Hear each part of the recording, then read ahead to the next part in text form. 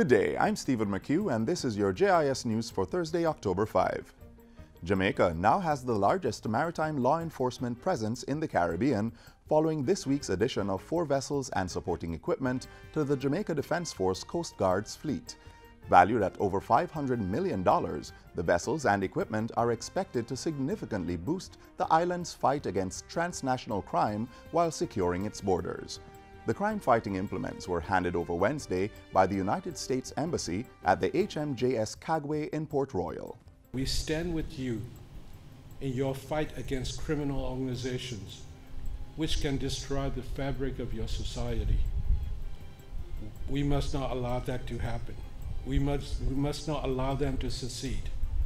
Together, we must ensure that Jamaica's future remains bright by making the island an unattractive destination for criminals, but an ideal place to live, work, and raise family for law-abiding citizens.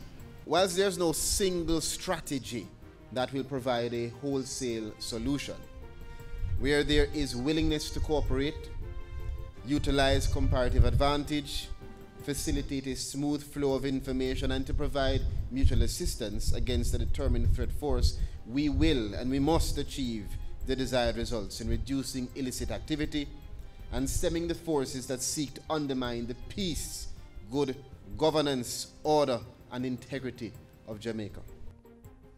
2 major medical groups have voiced support for the Ministry of Health's drive to protect the country's women from cervical cancer by making the bivalent HPV vaccine available to girls in the grade 7 cohort.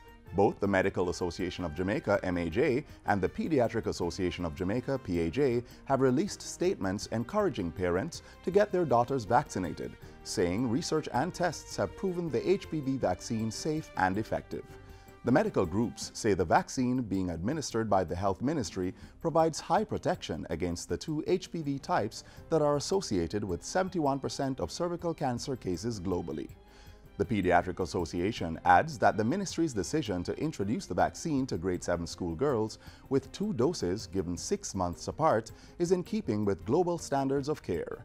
Addressing questions raised in the public, the MAJ points out that the vaccine is actually not new to Jamaica, as it is currently being used in some institutions and in private practice.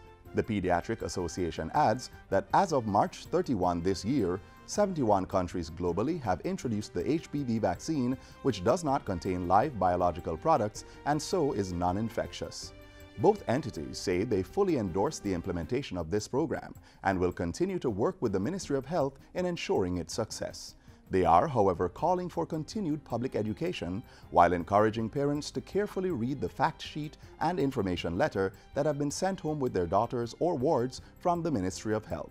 Parents are also encouraged to contact their pediatrician, family doctor, or nearest health center if they need further clarification.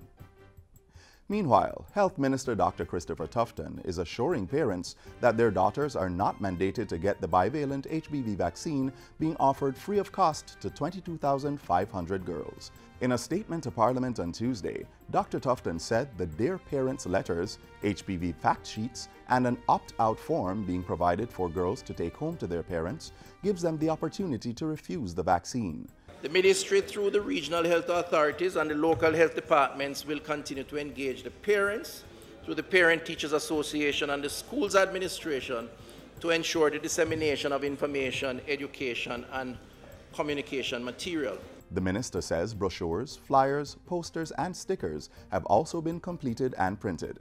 Distribution is ongoing to schools, churches, community centers, and special interest groups.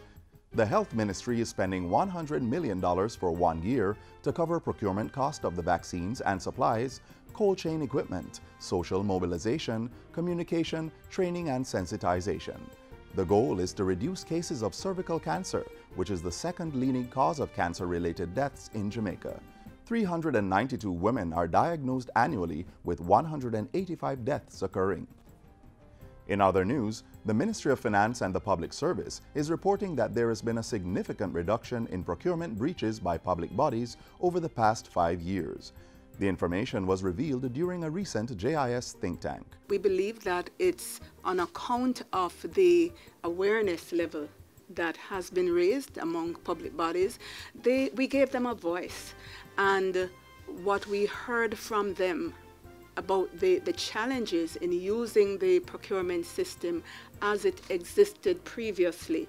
Amendments were made, and now the public bodies are able to perform better within the guidelines of the procurement system as it currently exists. The ministry's Public Enterprise Division is also reporting that due to training in corporate governance, public bodies are also able to improve their strategic planning at the board level and make improvements in the submission of corporate plans, annual reports, and audits. One of the things that we take comfort in is the fact that there have been less queries coming out of the Auditor General.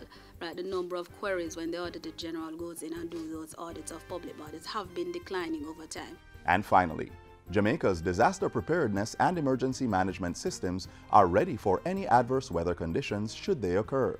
Local Government Minister Desmond McKenzie gave the assurance following a recent meeting with U.S. Embassy officials. He says all shelters have the necessary management structures in place to be activated should the need arise. The Fire Brigade has received $30 million to procure rescue equipment, and another tranche of funds for drain cleaning and mitigation efforts is being released this week. Minister McKenzie adds that regular meetings have been held with the Disaster Management Council, the Army, and the police. We are retrofitting in Clarendon 4 shelters, which we think is going to be critical. We are erecting new containers to store food and water supply in strategic sections of Clarendon. We are going to be doing the same in the parishes of St. Thomas, Portland, and St. Anne. So when I say a state of readiness, we are as ready as we can be. And that's it for JIS News Today. I'm Stephen McHugh. Thanks for watching.